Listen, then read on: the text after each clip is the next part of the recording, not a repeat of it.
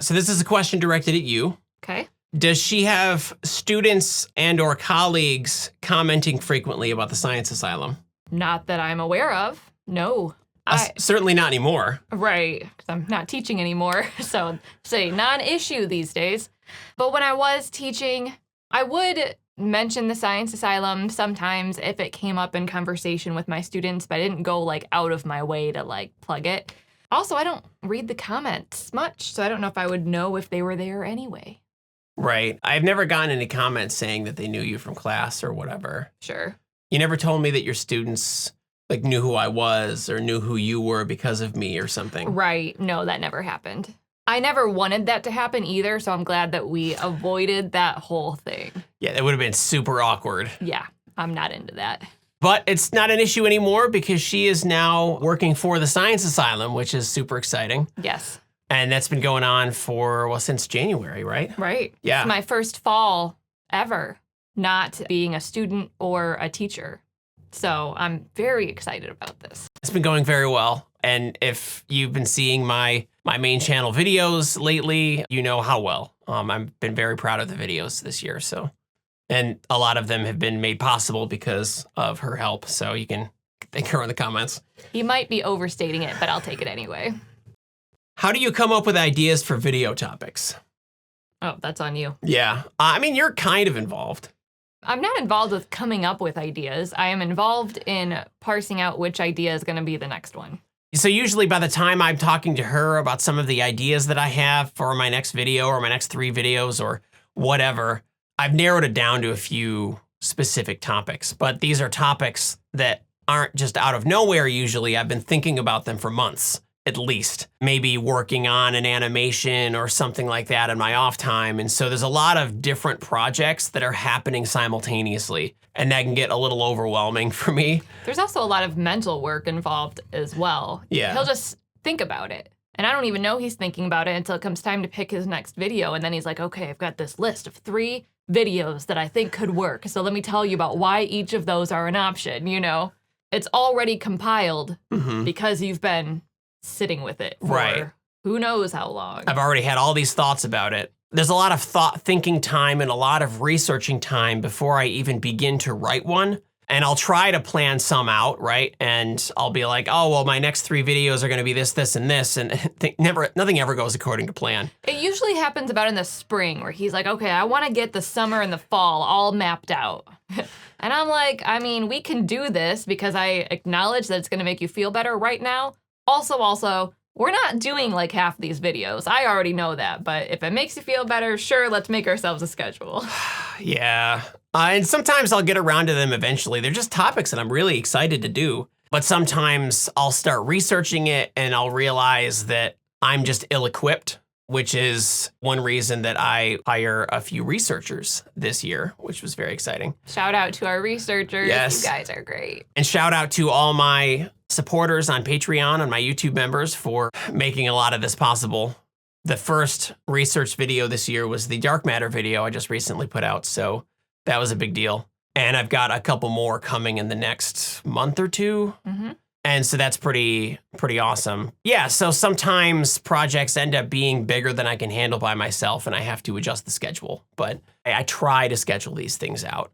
But when it comes down to it, when it comes down to actually like writing and filming and like editing the video, which all happens sort of like near the end of the process, I have to decide whether or not I'm like actually excited about it. And that usually happens during writing. I'll like try to write, you know, the first couple of minutes of the video and see how it goes. And if I'm just like, man, this video just kind of sucks right now, then I'll set it aside, put it on the shelf and maybe come back to it later on, maybe not. Videos are organic, and you just have to see, does this video want to be written right now, or does it not? And you just have to go with that. It's not really about you at that point. Right, they kind of have a mind of their own at some point. You know, I can kind of try and get it out, but you can't force it. And so there's a bit of an art to this, unfortunately. What's your vision for the channel? Do you want to make it a whole encyclopedia of physics? If so, thank you. An encyclopedia of physics is I think it's a bit more thorough than I'm going for. Agree. It's a little more structured, a little more topic specific. Yeah, and you can't, like we were just saying with the last question, you can't force topics like that. I tried to do that when I first started doing my channel, and it went so badly. So this is how we already know that does not work. Right. I already tried it. It went so poorly, you can't even see those videos anymore. They're set to private. There are some things you just don't need to see. And so I kind of just got to the end of that whole process and was like, nope, never mind, this isn't working. And I kind of just reset the channel after when it was like 6 months or something. Because learning is hard. Yeah. And you just have to... It was a process. Take it as it comes.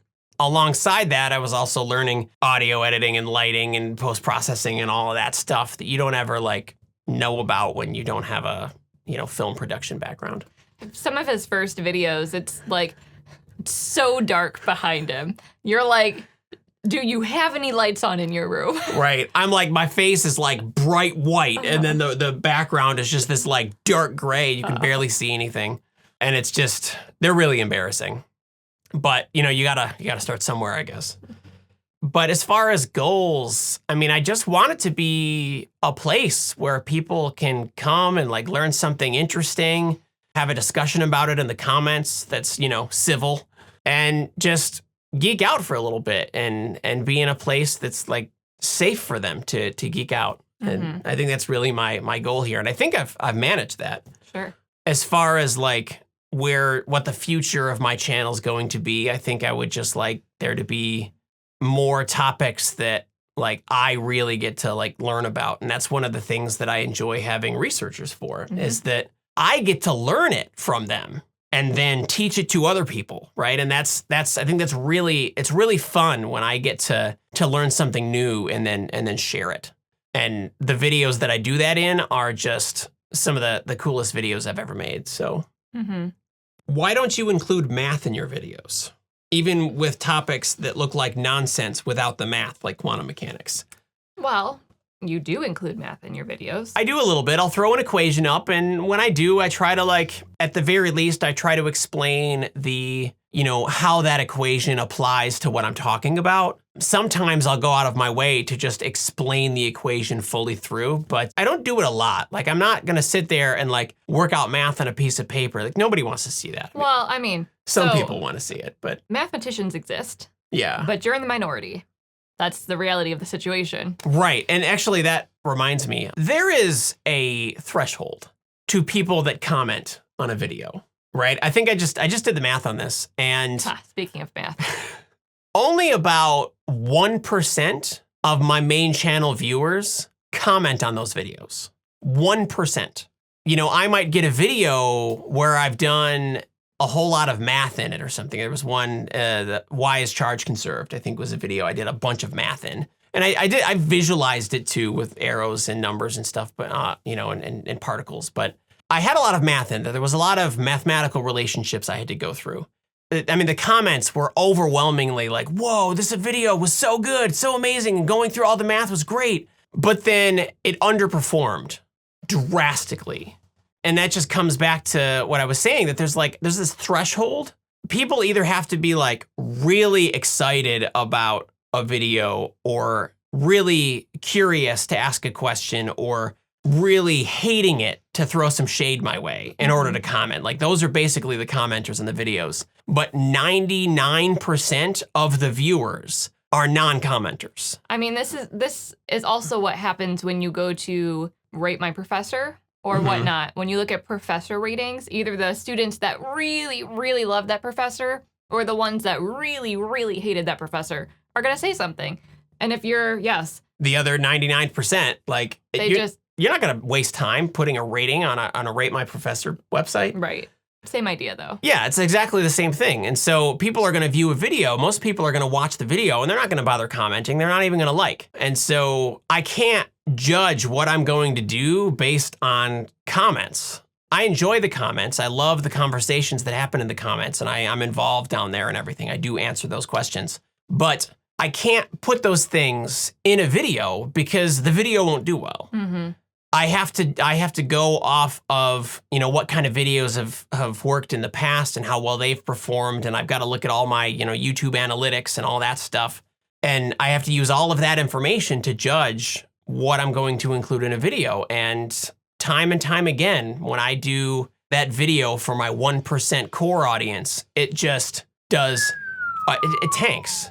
I'm gonna keep doing them occasionally because I wanna do the video, but I can't do them all the time. Right. It's just not sustainable. I have to gauge my overall audience, not just the people that comment. And unfortunately, most people don't wanna see a lot of math in a video.